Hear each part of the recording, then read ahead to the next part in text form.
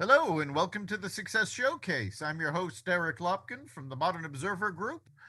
And with me, as always, is Chip Januszewski from the Happiness and Success GPS. Chip, how you doing today? I'm doing great, Eric. How are you?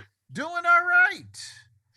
Yeah, it's been a little while since we got together, and obviously that's really a great segue as to why we have not been here for a while, and so on and so forth. And it's something that both you and I have experienced just recently this year. So what we want to do is help people out. So tell them everybody what Yes. we're doing today. Unfortunately, both Chip and I have recently had losses in our family, and that's what we're going to be talking about. We talk a lot about plan planning with the end in mind when it comes to your business. And that's about being ready to sell the business, making succession plans, things like that. But when it comes to your personal life, people don't like to think about that. And it's actually even more important to plan with the end in mind when you're dealing with life. So, we're going to be talking about some relatively uncomfortable things today, quite frankly. We're going to be talking about the importance of a living will, about having your estate in order, and about making sure that people know what your wishes are. Yeah, and there's two things that I think are very, very important. And number one is to get a really, really good attorney to help you plan your will. And number two is to keep it updated, because the bottom line is that if you do not keep it updated, the people who are left behind, who are executors like I am with my mom's, it will be a nightmare if we hadn't redone that a few years ago to kind of give you guidelines. And basically, Eric talked about a living will as far as um, the person's wishes as far as being kept alive or not, and so on and so forth. And you have to have a power of attorney, to have people do that. But the more you put in what you want in there, the more important it is. It's things like that. It's things like your possessions, because I come from a big family and my mom had a lot of stuff. And so she earmarked a couple of things for a couple of different people. And when we were, you know, done, basically what we did is we actually got a spreadsheet and inventoried everything in there and had people, write stuff down and all that kind of thing. But the more direction that you put in there yourself, as far as what you want, um, that's just so important. So again, get a really good attorney to help you out with the process of doing the will. And number two, keep it updated.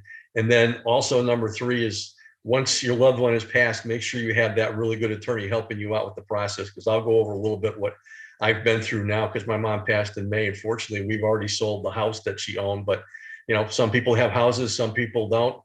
And some people have estates that are really, really big value. So there's tax ramifications and so on and so forth. But if not, you have to go through the process of getting probate to say, no, it's not taxable. It's okay for you to do this.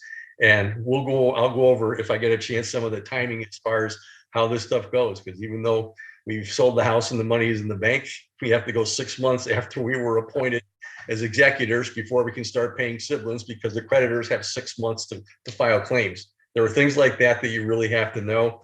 And the last thing I'll talk about before Eric gets going with this is with the state of Connecticut. The first thing my lawyer did was she sent me a link where I downloaded the Probate Court User Guide, Administration of the Decedent's Estates. It's like a 15-page how-tos that walks you through the whole process. So get your hands on that, but have your attorney guide you through the whole thing. So Eric, take over. Yes. Your We're, situation is a little different. So yeah, we're going to be talking about a lot of things, but remember two things that are the most important is one, you should have a good attorney to help you through all this. And also, we're talking about things as they exist in the state of Connecticut. Each state has different laws and different rules governing probate. So make sure your attorney is familiar with how things work in your state. And the planning for all of this really does have to start with your living will, and there's more to it. Chip mentioned power of attorney, but there's a couple of documents you really have to have. One of them is the power of attorney, and the power of attorney is primarily for financial matters. You also want to have a healthcare proxy. The purpose of the healthcare proxy is if you are rendered incapacitated, you are giving somebody the ability to speak for you in healthcare matters. Now, with the healthcare proxy, it is very important that you talk to the person that you are giving the proxy to, put as much detail in as possible, and make sure that your wishes are very clear.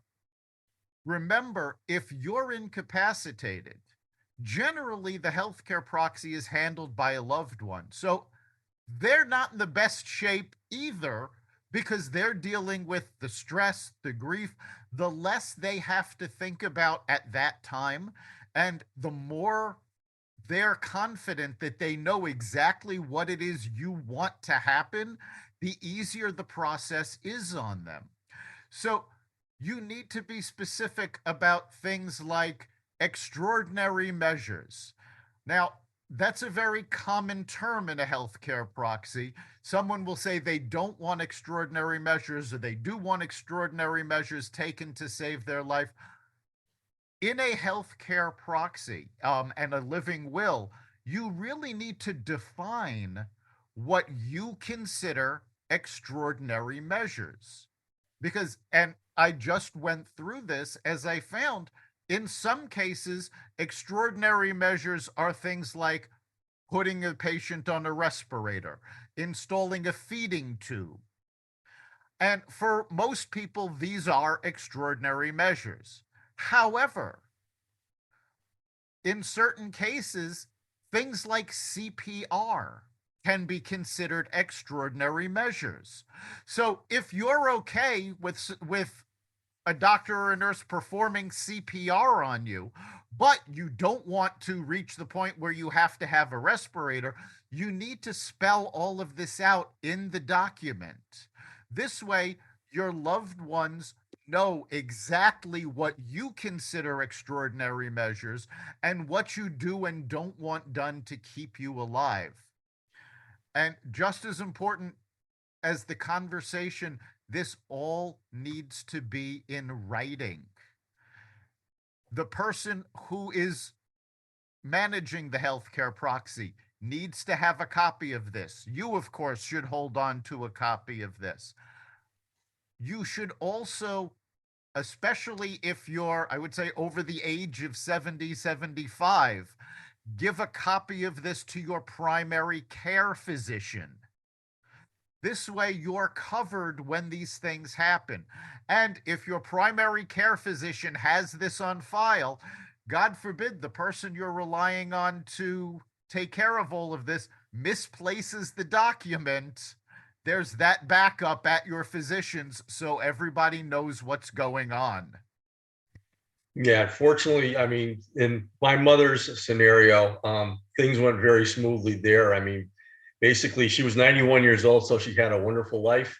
And she just came down with something before Easter, tested positive, had a little bit of a bad heart. We thought she was getting better and so on and so forth. And she passed away on May 4th. And it happened very, very quickly. The week before, she was feeling pretty lousy and she ended up, they had the traveling units as far as being able to treat her at her house, which was just amazing. This was Friday, Saturday. By Sunday night, we had her in the hospital. Unfortunately, she lives right next door to UConn Medical Center, and the floor that they put her on, because they didn't have any other rooms, was on the hospice floor. And sure enough, on Monday morning, she was not responding very well. And my sister Joni and I, who were the co-executors and the power of attorney and that kind of stuff, signed the forms to sign her into hospice right there on the spot where they didn't even have to move her. And this was Monday, and she passed away on Wednesday. And because we got through all of that red tape, a couple of things happened. Number one, it was very, very smooth. We were very, very specific that we just wanted to keep her comfortable, which meant, morphine, no extraordinary thing here and there and so on and so forth. And basically that's what happened there. And so there was no extraordinary things going on, and everything went peaceful. And the bottom line is, if you don't have that in place, if we didn't have that in place, then they weren't able to do the hospice thing. There could have been major, major financial ramifications because Medicare covers the hospice. But if she had stayed in the hospital and it wasn't working out, that would have come right out of the estate to cover any expenses that we had to pay for. So if you don't have your I's dotted and T's crossed with us, it went very smooth, thankfully, because we did. But I mean, there are a whole lot of hanging things out there where, my mom being 91, we didn't expect her to go when she did, but at 91, we knew that it was inevitable that it was going to happen, sooner rather than later. And, everything went peaceful. For other people, I mean, your situation was more of a shock. So, Right. In my situation, my mother-in-law had a sudden stroke and passed away 3 weeks later. So prior to the stroke, she was healthy. Now, fortunately, we had had the conversation, so we knew what measures she wanted, what measures she didn't, and I did have power of attorney. However, she did not put her health care wishes in writing. So it actually did become a debate between my wife and one of her siblings because my mother-in-law lived with us for 2 years. We knew what she wanted. Her sibling had no idea and just felt they needed to have some say in the matter, even though they didn't know. yeah, I mean, fortunately, again, with me having 6 siblings, one of them was co-executor with me. This all went smooth. But we did have a couple of people questioning this, as far as whether they could do that and so on and so forth. And everybody has their opinion, and they're all coming from love, but they also don't make sense in a lot of ways, and they're not being reasonable because again, we're all going through stress and grieving and everything else. And so basically, I mean, we actually just said, I mean, this is the way that it is. And we came up with actual evidence as far as why, we needed to just keep mom comfortable rather than try and do something to get her better. Because I did have one sibling that thought that we could possibly do something to prolong her life and whatever. We had to explain to her, no, it basically backed up by medical terminology and this and that, whatever, that this is the way to go. And this is where mom was, and this is what had to be. So it's never easy, but again, the more that you have laid out, so that there's absolutely no question as far as what's going to go on and what the wishes were for the person who's passing. It's so important. And again, yes, it's uncomfortable, but you got to go through it. You got to keep it updated. Exactly. Somebody's going to be doing that for us too, and we don't want to leave people with that. Exactly. And what most people don't really think about is they're looking at it as, well, this is something that's going to happen to them, and what they want. But the people who are making these decisions are under tremendous stress. They're your loved ones, so of course their first knee-jerk reaction is, well, what do we do to keep that person alive? How do we keep this person and they're doing it out of love, but that may not be what you wanted. So you do have to make all of these things very clear in terms of care. And of course, there unfortunately in most cases comes a point where the care, runs out and we do pass away. And that brings on a whole other set of decisions that have to be due, a lot of which you can actually do ahead of time. And one of those things is actually planning your funeral and letting your loved one know exactly what you want. Do you want to be buried? Do you have a cemetery plot? Do you want to be cremated? If your loved ones don't know, they've actually got to go through your entire house looking for documents to find out if you have a burial plot, if you had any plans. Make sure they know what you want. And if possible, you can make all the plans yourself, make all the arrangements, have everything drawn up in a document and give them the document. You can even prepay for all of this so the estate doesn't even have to deal with this. Yeah, and actually my mother was so organized. I mean, 5, 10 years ago, this was morbid because she had the whole thing written up even then and talked about funeral. She already had bought the plots, cremation, blah, blah, blah, blah, the whole 9 yards, right down to, we're Catholic, and she had the actual songs and the readings for her funeral going on. And So what happened is my father passed away 2.5 years to the day before my mom did, which was wild. Oh, Also, wow. we won. She outlived him by about 2 months, but I had 182 years of parents, which was pretty cool. But when my father passed away, he had none of that stuff. But we just used what my mom had written up as a template for my father and his funeral ceremony over at at the church where he was a cantor for all these years, and his voice is beautiful. A lot of stuff was recorded. And basically I have the musical sons, we have music in the family, and the whole thing was just choreographed beautifully. And we did a repeat for my mom when she passed away too, but she had all that done, including she wanted to donate body to science, and she just had a folder with all that stuff in it. So it's really, really important, to talk to people about that. And, the more you can get that organized, again, you're not going to throw it on the executor and the estate who are going to throw their hands up and hope they're doing what you would have wanted to do, but you got to do something anyway. Exactly. It is so important to have all of this stuff set. When my mother passed away, now my father predeceased my mother, and my mother made the arrangements for my father. When it came time for my mother's funeral, unfortunately, she also passed away quicker than expected. So we had meetings set up with the funeral home to do all of this in advance, and she passed away before we could do any of that. So what we did was we took the service she put together for my father and used it for her. We knew this is what she liked because she picked it out in the first place. If you make all of these arrangements, it makes things run so much smoother. And we talked about the living will, we've talked about, setting up your funeral, but all of these things are not, you know, set it and forget it.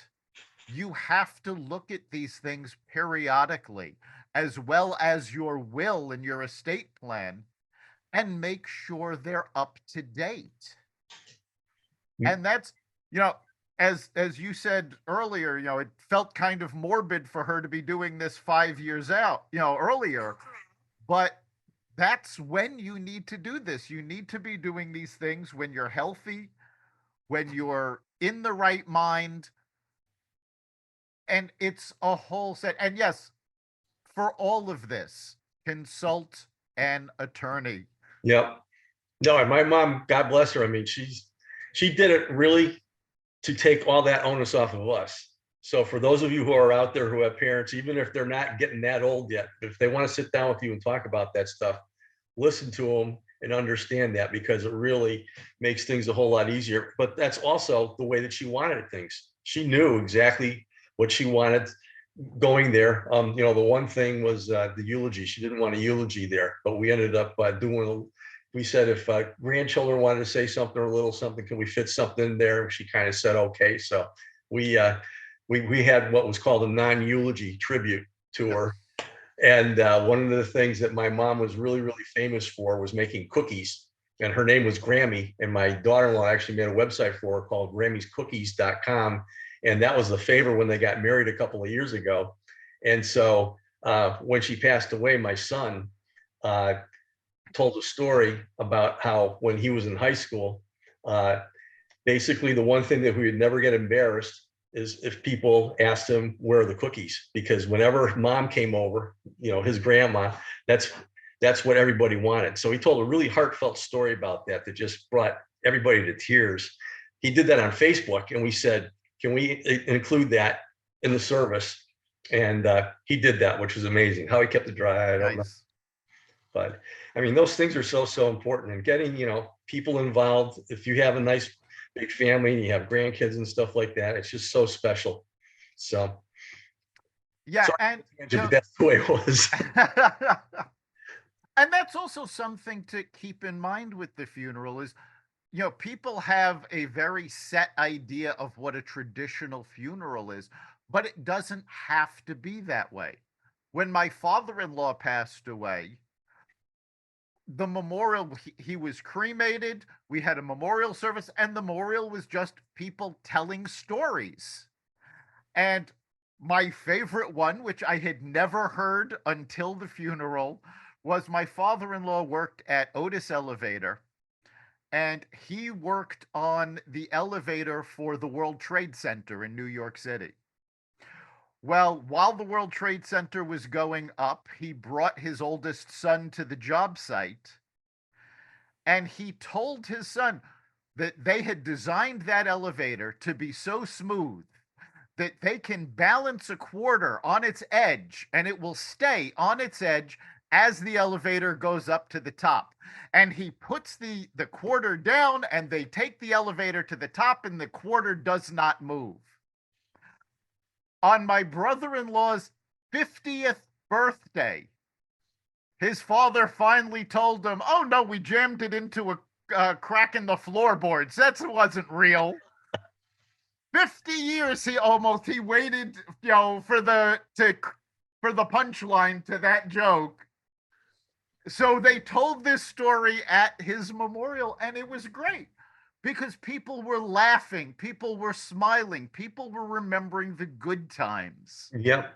Which is so important because everybody who passes, that's what they want you to do. At least I know that's what my parents wanted to do, and so on and so forth. And, again, we were gifted. My father's voice was so beautiful that he recorded things over the years.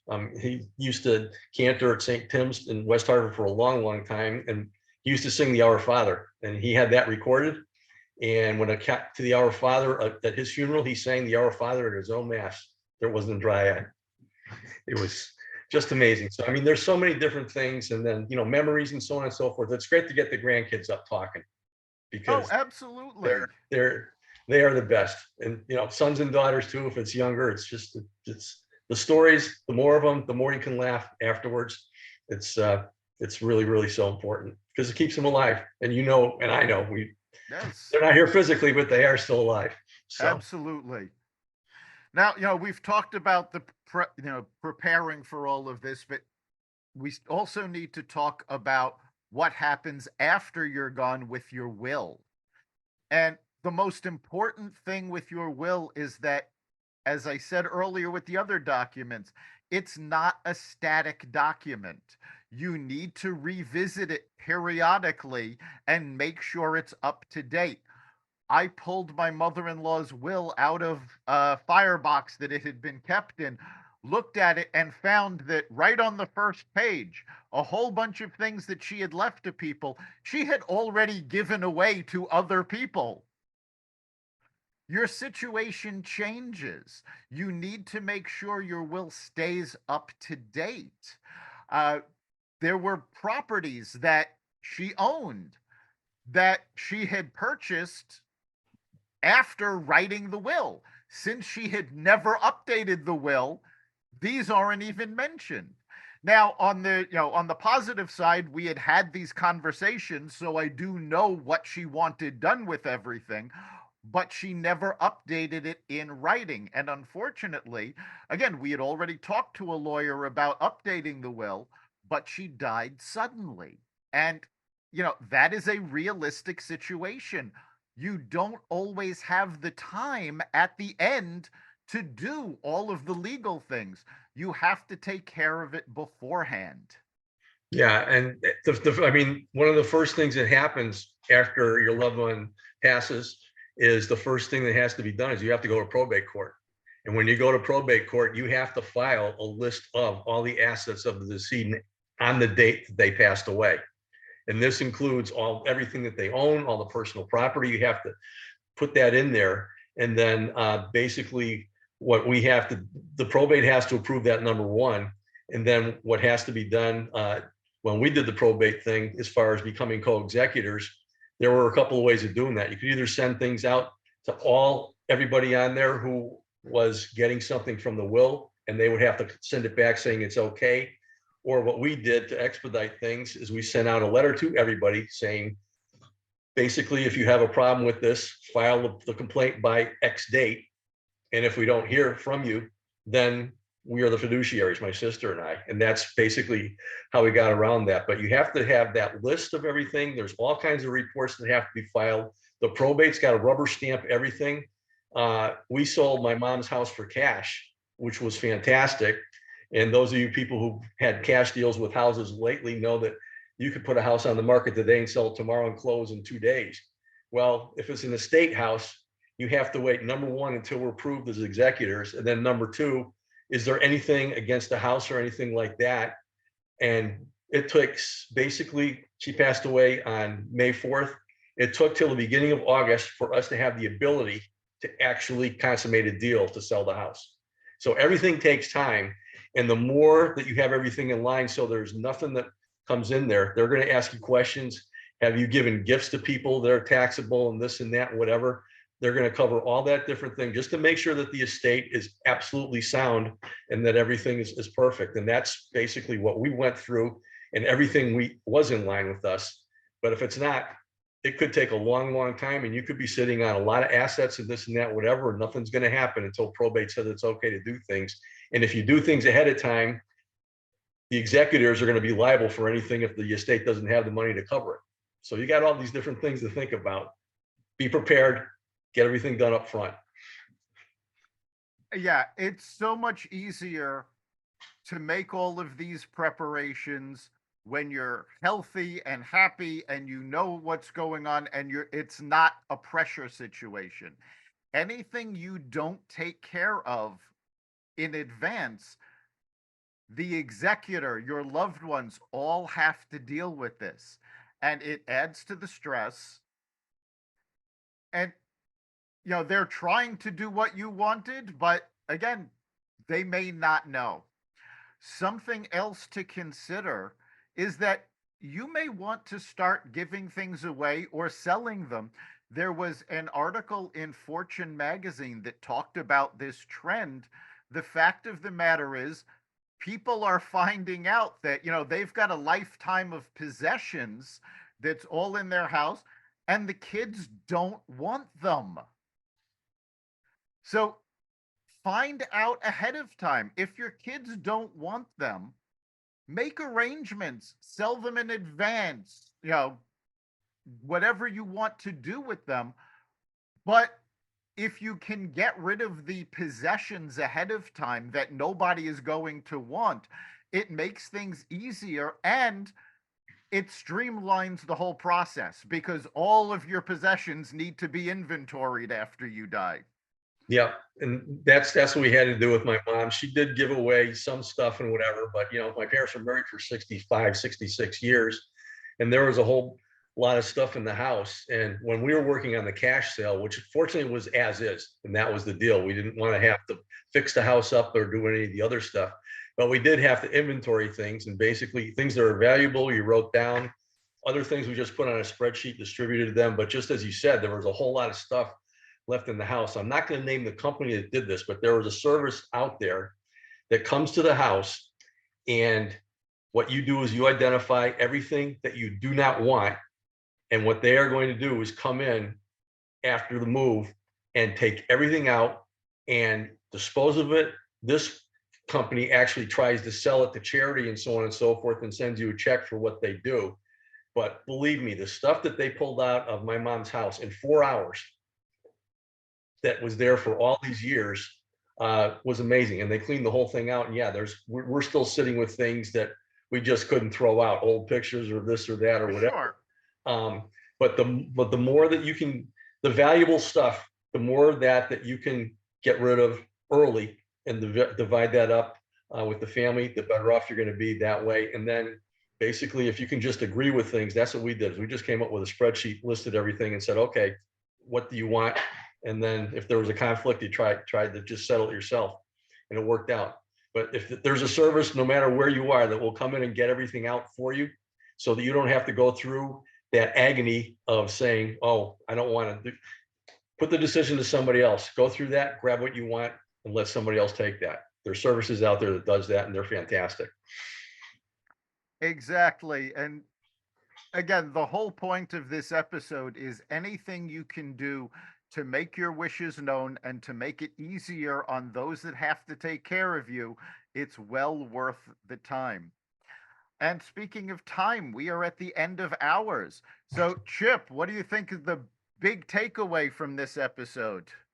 Get your will done, keep it updated, get an attorney to help you out, and basically make the process as easy as possible. And I think that we gave you a lot of great information today. So I'm putting a little bit of plug in for this podcast. Share it with others because there's a lot of really, really, really good information here. Absolutely. I think for the big takeaway for me is prepare in advance and make sure everything is up to date. People don't like talking about these things, but it's important. Stop thinking it's morbid. It's part of life. You're going to have to deal with it. So make sure you're doing it right. You've been listening to the Success Showcase. You can catch every episode at xvadio.com/podcasts, the Apple Podcasts app, Google Podcasts, Spotify, iHeartRadio, Stitcher, Audible, Amazon Music, and wherever you find podcasts. Remember, make this your best week ever and make next week even better. We'll see you then.